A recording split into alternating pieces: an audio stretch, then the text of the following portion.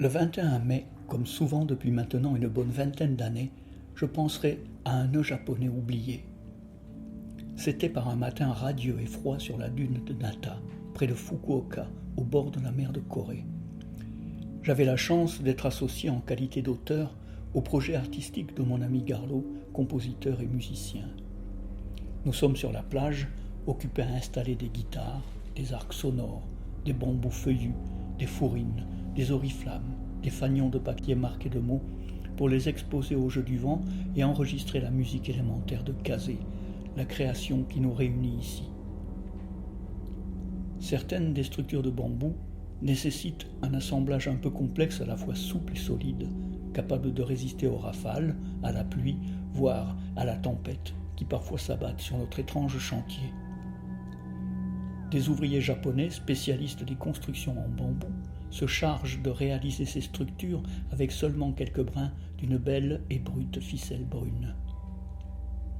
J'ai toujours aimé le bambou et les constructions en bambou, alors je les observe, fasciné par leur art. À un moment, mon attention se fixe, de près, sur les mains de l'un d'eux, alors qu'il exécute un nœud qui me paraît tout à fait étranger à tout ce que je peux connaître en la matière et extraordinaire de simplicité, d'élégance, d'intelligence. Cet homme aux mains magiques remarque mon intérêt et, sans que nous échangions une parole, il ne parle que le japonais dont je ne sais pas 3 mots, il décompose pour moi les mouvements et voltes à imprimer à la ficelle pour réaliser ce nœud. Il me corrige quand j'essaie de mettre en pratique son enseignement et à la fin, je sais à mon tour nouer les choses à cette merveilleuse façon japonaise. Et je suis heureux comme un enfant de cet infime et précieux apprentissage. Je le rapporte en France. Pendant longtemps, je me suis entraîné à pratiquer ce nouage, à le reproduire, le plus souvent à vide, car l'occasion de rendre les choses solidaires entre elles par un simple nœud est assez rare finalement. On cloue, on colle, on visse, on soude. Plus rarement on noue, à part nos lacets de souliers.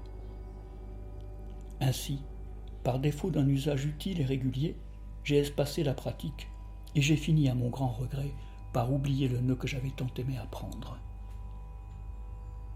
Mais je n'ai pas oublié le moment où cet homme et moi avons noué par-delà les cultures et le langage le lien précieux de la transmission. Nouer des liens. Le 21 mai, j'aimerais penser aux nœuds, à l'importance vitale qu'ils ont eue, ont et auront encore pour nous les humains. J'allais oublier un dernier détail qui à mes yeux n'est pas sans importance. Ce nœud, appris puis oublié, faisait partie de la catégorie de ceux qui libèrent aussi bien qu'ils lient. Il suffisait de tirer sur l'un des brins de la ficelle pour libérer ce qui avait été assujetti.